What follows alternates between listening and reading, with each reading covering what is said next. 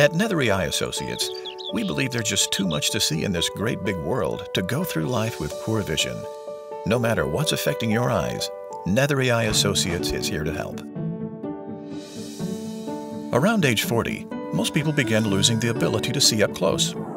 For patients who want to avoid glasses but aren't good candidates for LASIK, lens replacement surgery can be another way to go. Unlike LASIK, which uses a laser to change the shape of the cornea, lens replacement surgery involves removing your natural lens and replacing it with a clear intraocular lens, or IOL. This can be a good option for patients with active lifestyles for whom glasses would get in the way.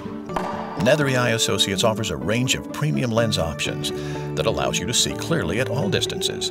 We'll help you pick the best option for you based on your lifestyle and vision needs. After my lens replacement surgery, my vision improved immediately. It was the first time I didn't have to wear glasses since my 30s when I stopped flying for the Air Force. For this or any other eye condition, call Nethery Eye Associates or visit our website today for more information or to schedule an exam.